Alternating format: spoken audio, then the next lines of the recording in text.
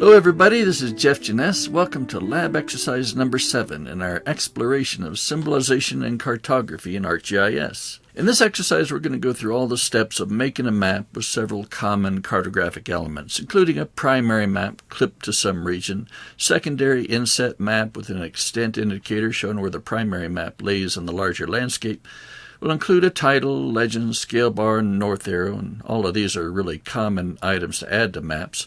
We're also going to add some dynamic text showing the map coordinate system. We'll throw in some descriptive text that flows to fill some custom polygon that we draw, and we'll see how to add a graphic image to the map. And in this demonstration, I'm going to be using ArcGIS Pro version 3.3.1. Now, this is kind of a long lab exercise with lots of steps, so if you want to just jump in to see or to review one particular piece of it, I put the current step up here in the upper right corner. So for example, if you wanted to jump to the step where we clip a map to the polygon, then just skip through the video until you see Clipping Map to Polygon up here. Now, quick note to those of you who are taking my class at NAU, please know that you're not going to turn this map in. This lab exercise is intended to demonstrate the various tools, and it's going to show you how to add map elements.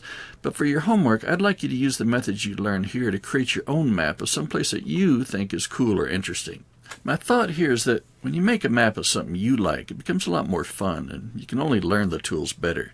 So please talk to me if you have any questions on this. Okay, let's start by making a new map containing the Coconino National Forest Motor Vehicle Use Map roads and the Arizona Game and Fish Management Unit polygons. You can add any base map you like, but I'm going to be adding the World Topographic Map base map. All right, so the data is all in your class GIS data folder. So Coconino National Forest Roads is in the additional data folder. I got catalog mapped right to the class data, so easy to get to. So additional data. MVUM is motor vehicle use map, so we're going to load that up. Just going to right click, add to a new map. ArcGIS will create a brand new map for me and toss it in there. All right. My map is called Map 14. Let's add the Arizona Game and Fish Department Game Management Units. That's in selecting and creating data. Let's come back here. Let's go up here, selecting and creating data, Arizona Game and Fish Management Units. I'm going to add this to map 14. That'll pop it in there. All right, so I got those in the background. And finally, let's add a base map, and I'm just going to do the World Topographic Map. So go to Map tab. This is the Base Maps button. Topographic. Next step is to change the symbology of the Arizona Game and Fish Management Unit so we can see the background back there. So let's do that. We're going to make it a hollow polygon with a thick boundary line thickness of 4. So we select the layer, come up to Feature Layer, click Symbology, opens up the Symbology tab. We can easily change the properties of this symbol. We're going to make it a hollow color with just basically no color. And the line thickness of 4, and we're going to make the color solid black. All right, there we go.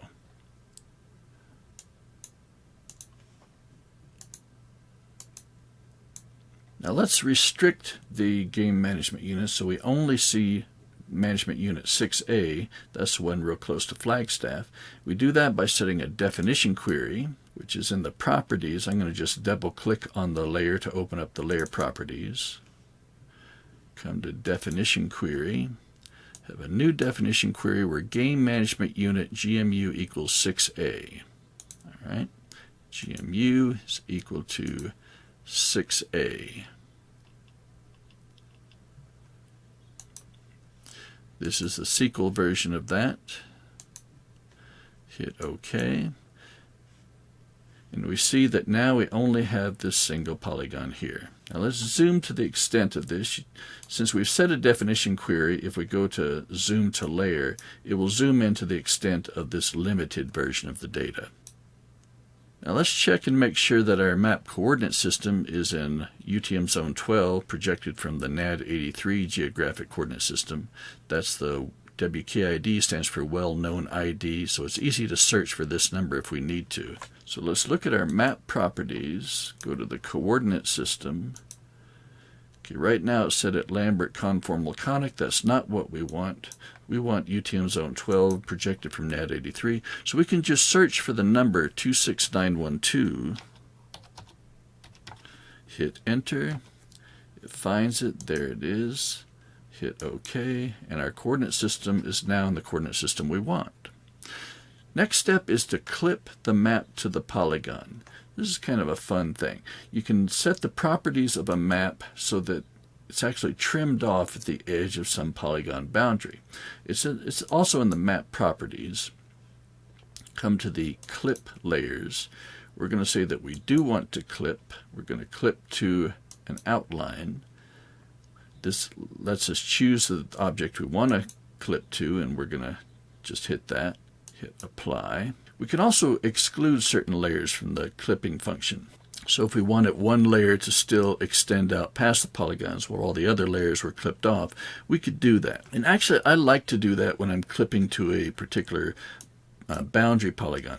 If I choose this one to exclude, then that means I will get the full boundary line in there. If I don't exclude this, then remember this is a boundary line that's 4 points thick. Well, it actually extends 2 points into the polygon, 2 points out. So if we clip, we'll actually clip off part of that symbol, the outer 2 points of it. So we exclude that, we get the full thick line around there. So I'm going to hit OK on all that. And there we go. So now we have our map clipped to Game Management Unit 6A. Now this is what we're going to use in the lab exercise, but there is a cool looking effect you can create using the same system. You can make an interesting cartographic effect by making a map that's clipped to a circle. And all you have to do is create the circle and set the map to clip to it. And it's easy to do. You can either make your circle as an actual polygon feature class using ArcGIS Pro's editing tools, or you can just make it in a graphic layer. For example, let's clear the clipping properties of this map.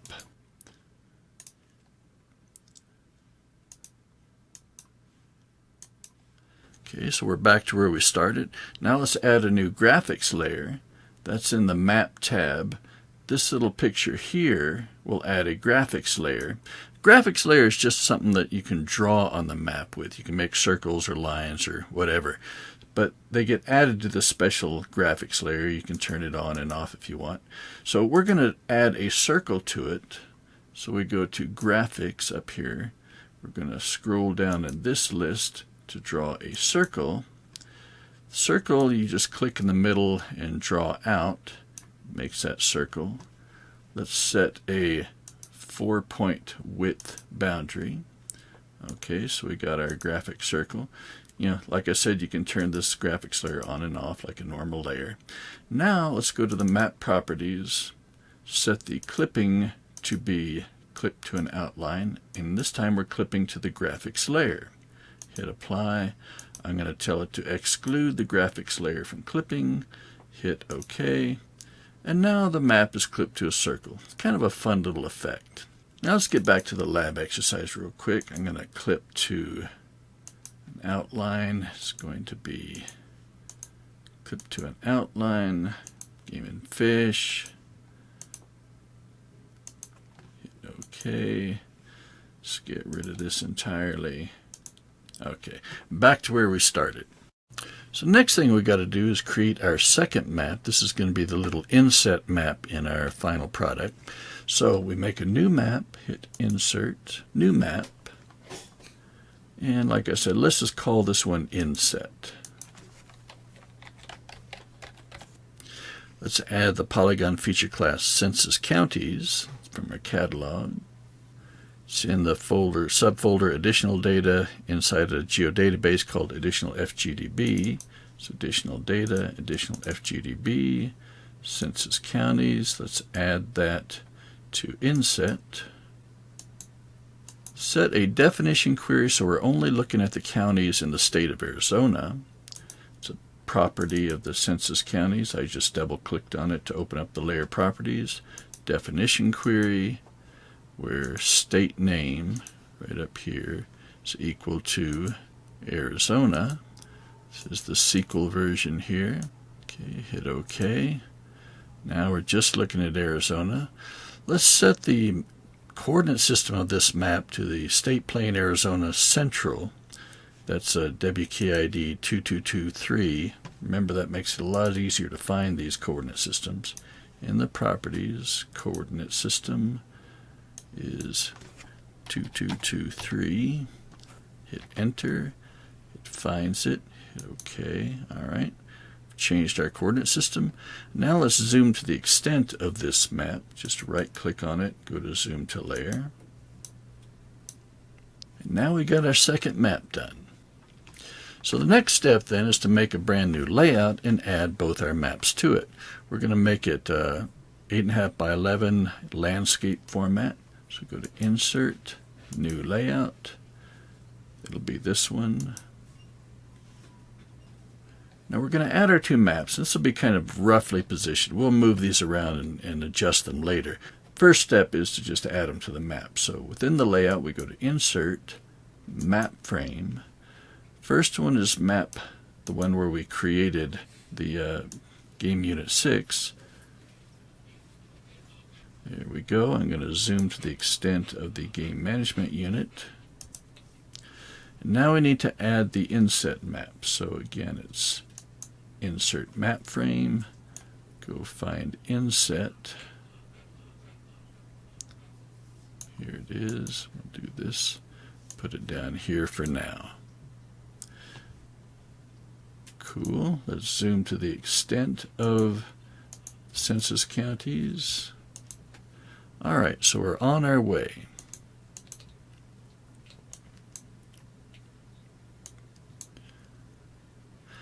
Now, right now, these map frames have this black boundary box around them, and that's not going to add anything to aesthetic quality of our map, so let's get rid of them. We can get rid of them by opening the properties of the map frame. So you just right-click on it and go to Properties. We click on the Display icon here, and this lets us set a border. We are just going to set the border to have a width of 0. It's the same as making it go away. All right. Now let's do the same with this map frame. Set the border to 0, and it happens automatically. So the borders are gone. Good news. Now we want to add an extent indicator to the inset map here. That'll show a little red outline that says where the Game Management Unit 6 is within the state of Arizona. We do that by selecting the map frame for the thing that we're adding it to. So we're adding a extent indicator to this map frame, so we select it here. Then we click the Insert tab and tell it we want to insert an extent indicator. That's this one right here. Now we click that, and it shows us a little drop-down list of all the other maps that are currently in our layout.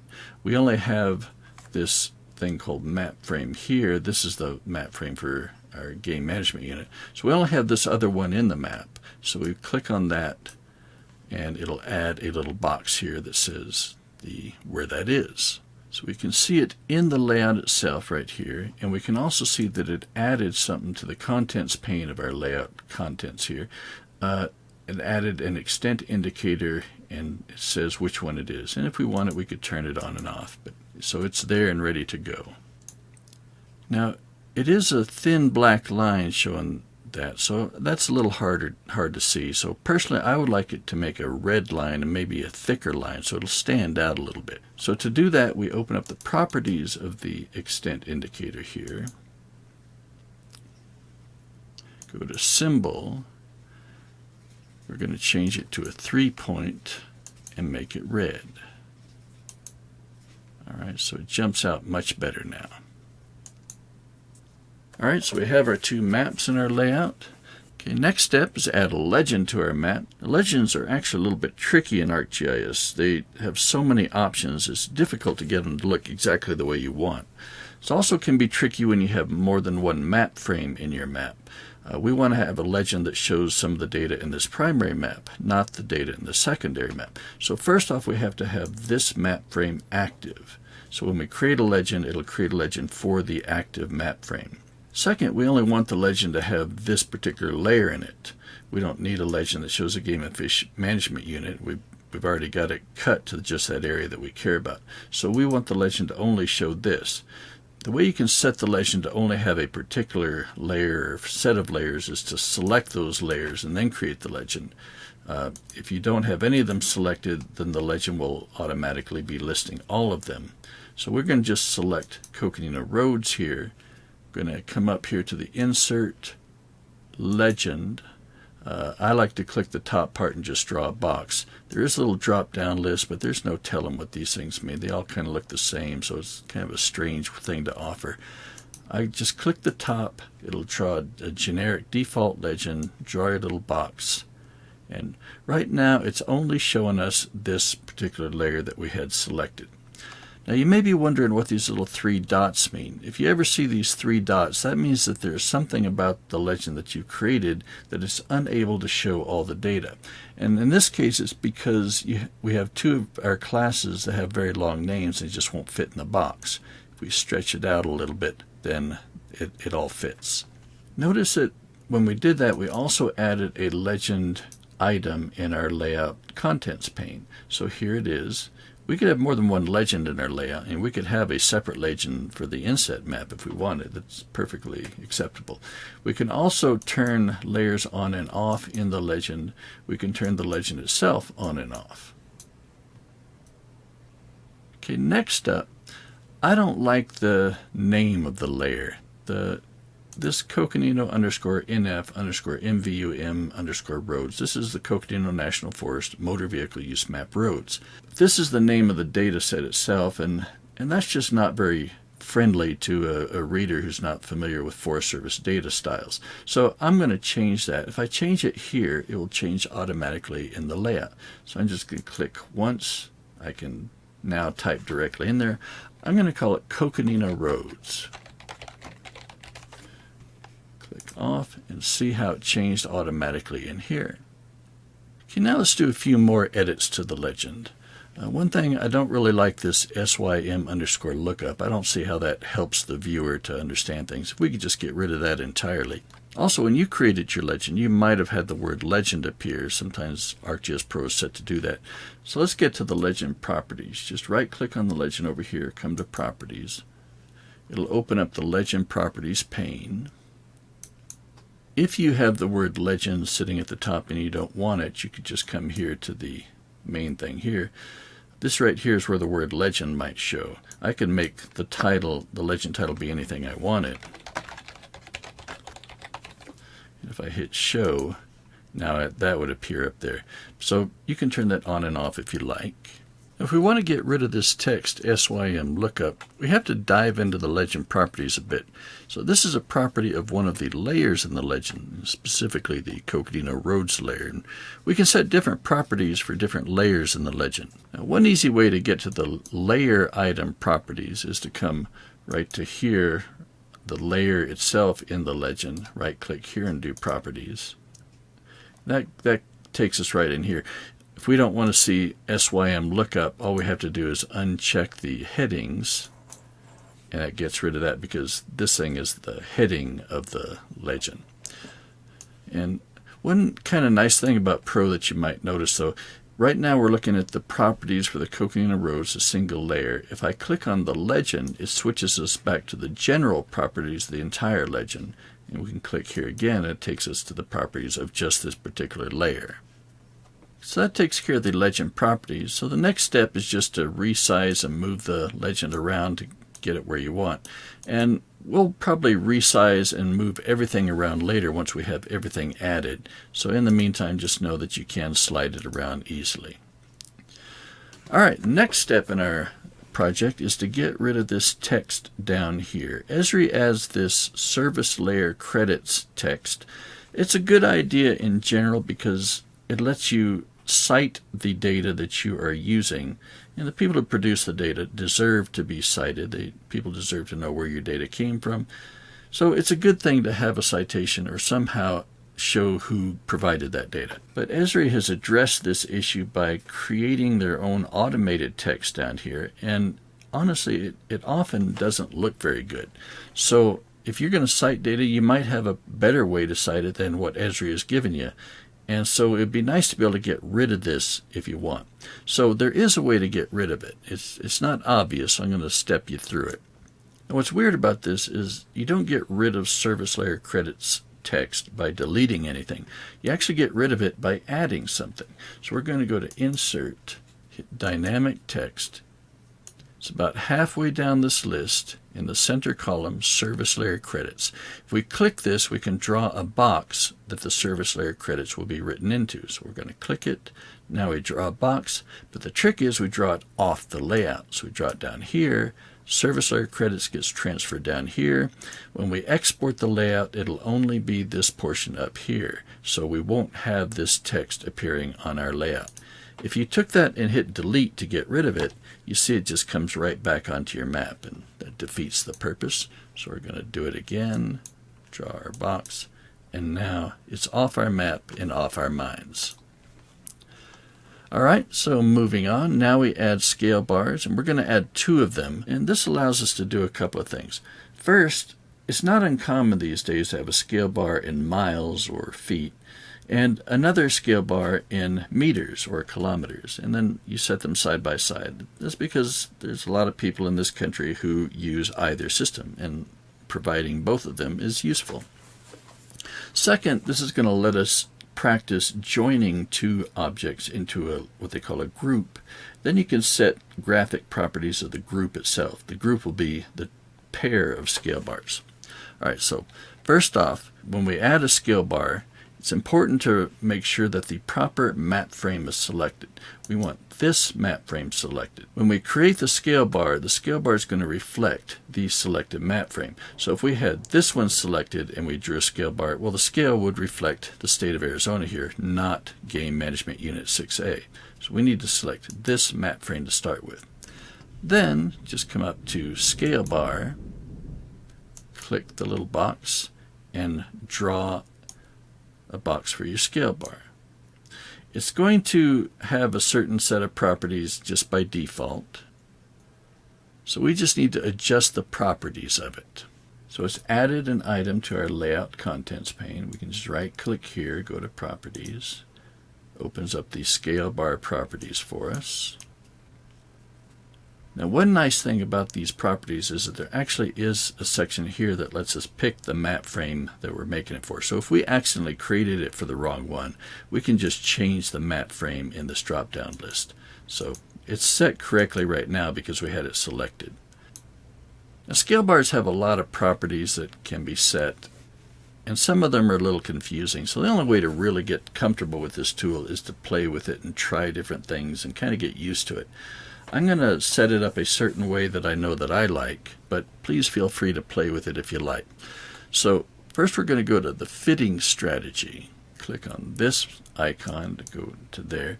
Fitting strategy means what happens if you stretch the scale bar out. Does it just get wider? Do the intervals get wider? Do you just get more intervals? What happens if you zoom in and out of the map? Now I have my own behavior that I want this scale bar to follow, so I'm setting the fitting strategy to be adjust width. So change that here. My division value is 5. That means it'll be 5 miles per increment. I want 5 divisions, so the scale bar will be 25 miles long. And I want subdivisions, a separate little line in between each of the main divisions. I want them to be 2 of those per division. Show one division before 0. I want that to be false. I don't want it to have a little black box around it, so there we would go to this border. Set the symbol outline width to be 0. Okay. One last thing, I want the numbers to be beneath the line. So the default one has the numbers above the line. Let's change that. We can do that in this marks section. We just click on this. And the position should be below the bar. This will put the tick marks below the bar. So we got tick marks below the bar. I want the text to also be below the bar. That's in this numbers section right here. Change the numbers here to below the bar, and now we've switched the positions. Okay. Close the properties. We can click on it. Now we see our scale bar.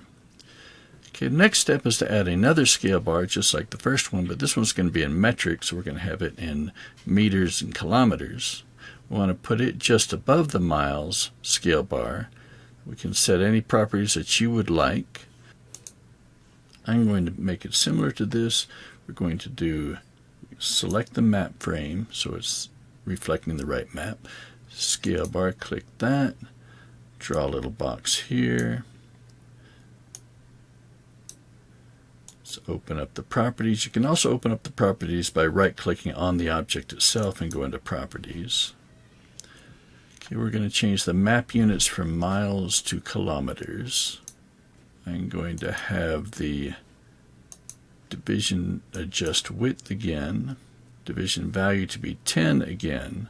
I want 4 divisions, so it'll go out to 40 kilometers. Set the subdivisions to be 2 again. All right, that looks good to me. So now I have 2 of them. I like the fact that the miles has the numbers below the scale bars, the kilometers has it above it. So this is cool.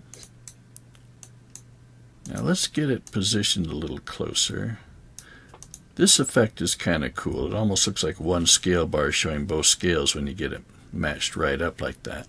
Let's zoom in a little closer. I'm just rolling the mouse wheel to scoot in. So we could have it connected like this, or we could just, if you select it and hit the shift and up arrow, then it'll move it a little bit. You can also move it in smaller increments by using the control key and clicking the up or down. So you can move these objects by selecting them and holding the control and shift and then hitting the arrow keys. All right, so this is looking good to me. Now I want to select both of them like this. Oops. Let's zoom back out. I want to select both of them. So I have both selected. If I right-click on one of those, there's an option to group them. Now I can move the pair of them around as a single object. And when I click on it, it has just one box around it. So there's still 2 separate scale bars, but they have been grouped. And this grouping allows us to generate graphic properties for the group itself. It's kind of cool. So let's do that. We're going to set a border around that group. So we click on this, and we're going to generate a border around this group. You see we have a group item here in the layout again. We have the group element that has both scale bars in it. We're going to open up the group properties. Click display icon. This gets us to our border. We're going to set the X and Y gap, so this will put a little space between the numbers and the border line. I'm going to make it 0.1 inches for X and Y. I'm going to curve the corners a little by setting a 20% rounding effect. I'm going to pick just a black outline. Okay, that looks good to me. I'm going to close this window. And notice that I have a single outline around both objects. You can play with this some if you like. If you go back to the properties, you could set a stronger rounding, like a 40%. See how that looks to you. Just gives a kind of a curvy effect to the corner. So just pick something you like. And then afterwards move it around so nothing's overlaying each other. Okay, so we're making good progress. So far we've added 2 maps, we've added a legend, we've added a dual scale bar, and we've gotten rid of that service layer credits. Next up, let's add a north arrow. By now the pattern should be pretty intuitive to you. Just come to insert. This time we're going to pick a north arrow. Click the down arrow and pick one that looks good to you. I'm just going to grab that one. Draw a little box where you want it to be. There we go. Now we got a north arrow. Now just a few more items left to add. Let's put in some text that tells us what coordinate system the primary map is in. Remember that different coordinate systems maintain accuracy in one area while sacrificing it in other areas, such that one coordinate system will show polygons in the correct size, others will show shortest straight line path between 2 points. So if we tell the viewer what coordinate system we're using, then they can better judge how they can use our map. We're going to do this by adding dynamic text. Dynamic text is text where the actual words change depending on changes you make to the map. Remember, there's other things in the map that are dynamic, that change when the map changes. If we rotate a map, then the north arrow rotates. If we zoom in and out, the scale bars change size. Well, dynamic text is like that, such that if we put in text that says what coordinate system the map is in, and then we change the coordinate system of the map, then the text will change accordingly. That's what makes it dynamic. All right, so let's do that. We're going to add dynamic text. We're going to scroll down to spatial reference. That's actually up near the top here. So spatial reference is what gives us the coordinate system. Click that. We'll be able to draw a box on the map containing our coordinate system text. Draw a little box. There we go. It's got the 3 little dots. That means there's more to it than what we see. A lot of little details on this. In fact, more details than is really useful. Now our map is in UTM coordinate system. It's in UTM zone 12 projected from NAD 83, and this is a well-known coordinate system. If you know that, then you can find out all of this information easy. You can just look it up. It's all part of the definition of that coordinate system. So all we really need to tell people is that it is UTM zone 12 projected from NAD 83. So we can edit this to get rid of all the extra details, make our map a little cleaner, get rid of stuff that's just not necessary. The way we do that is we right-click on the coordinate system text. And we're trying to get to the properties pane, so we can right-click on the object itself. There'll be a drop-down list with properties. We've got a new text box right here in the layout contents pane. We can right-click here and go to properties. Different ways. You can just double-click on any of them. That'll open up the properties. All right, so here we are. We want to go to the text right here. Now, all of these little rectangle things are what we call dynamic text. These are the things that will change if we change the map. But like I said, we don't need most of this in our map. Let's delete everything after the word projection here. We don't need remarks, central meridian, etc. So we just select all of those, hit the delete key, they go away. This gets a lot cleaner. I like that, much better. Okay, now let's change the font size to a very small font. The coordinate system text is kind of considered like the fine print on a map. It's okay for it to be small and hard to read, because if you care about it, you'll look closely and see it. If you don't care about it, it just doesn't get in your way. So let's make it small font 6 point. Click the text symbol. Here we got our details on the font.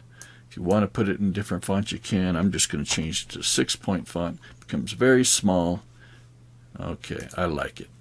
Resize this. Okay, it's coming together. A couple more items. Next, let's add some polygon text. Polygon text means that you can draw an odd-shaped polygon and have the text flow to fill it.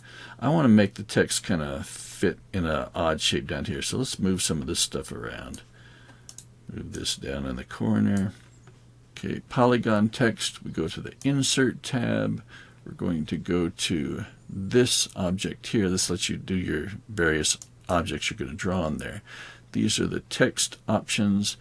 This one is the one that lets you draw any shape you want. This one would draw a circle. This one would draw a rectangle. This one would draw an ellipse. We're going to make an odd shaped one, so we're going to use that one. Now we can just draw whatever shape we want. Okay, now we have to add some text to it. I have some text for you.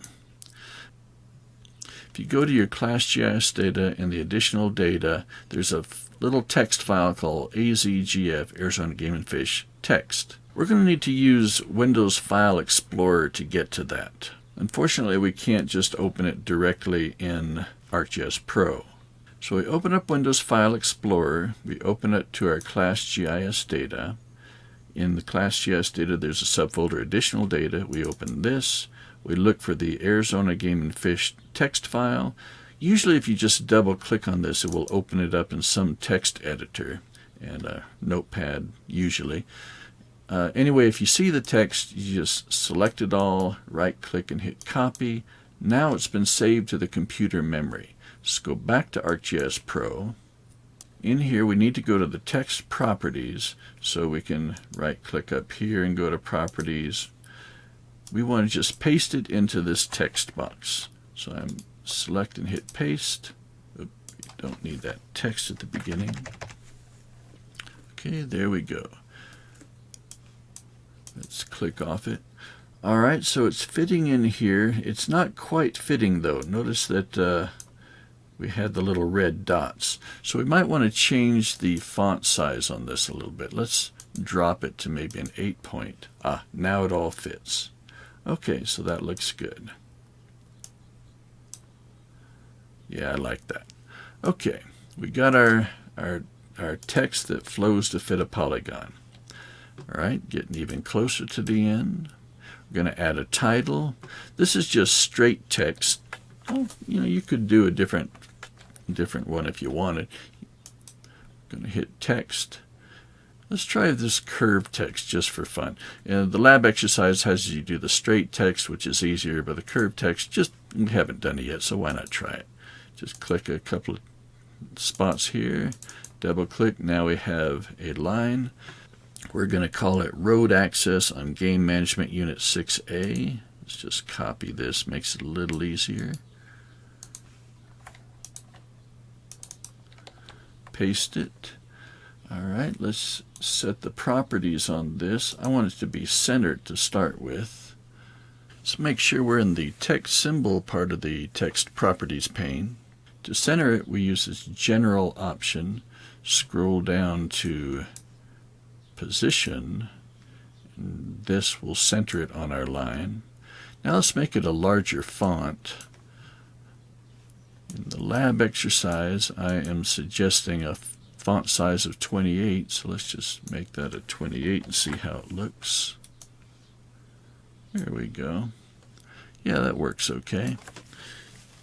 Now again, remember, you're not turning this one in for your lab assignment, so just play with it. The point is to learn how to use these tools so you can use them on your own later.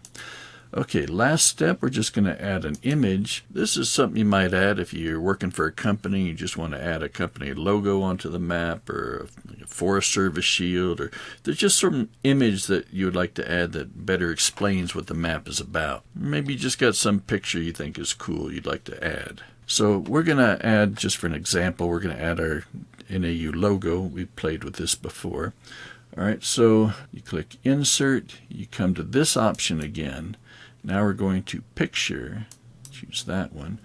We select the picture we want to add.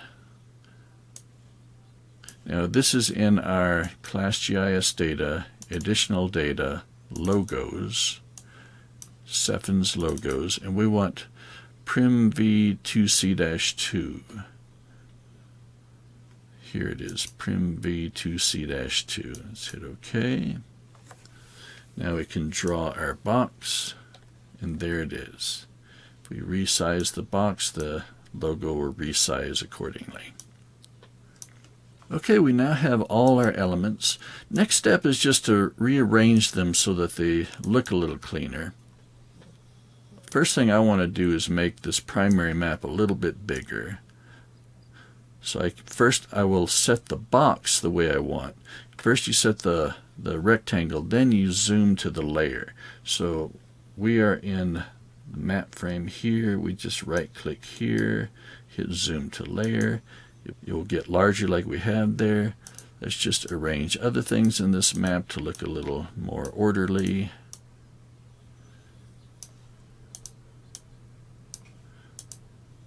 Just a little bigger. And put things wherever you would like. Alright, so we have a map now. I'm going to save. Always a good idea to save ArcGIS Pro on a regular basis. It will crash sometimes.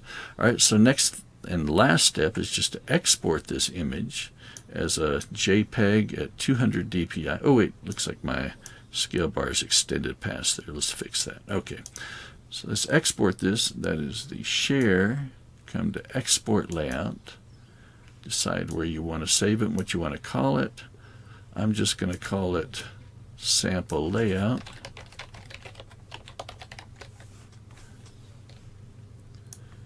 Uh, 200 dpi and JPEG. So this is JPEG.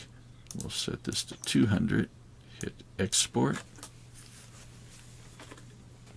Okay, if we hit View Export a File, it will open it up in whatever software we have set as our graphics editor. And I have Photoshop, so it's opening it in Photoshop for me. And here's my map. All looks nice. All right, that's it. Thanks so much, everybody. Appreciate your taking part in this exercise on making maps. And I encourage you, if you're interested, to look at some of the optional lab exercises in this module about how to format text, how to set labels. There's an exercise that shows you how to set different parts of the text in the legend to be formatted differently. So maybe we want parts of this to be in bold and parts of it to be in different colors. That's all doable with something called text formatting tags. And those are all in the optional exercises. All right, thanks again, everybody. You take care. Bye-bye.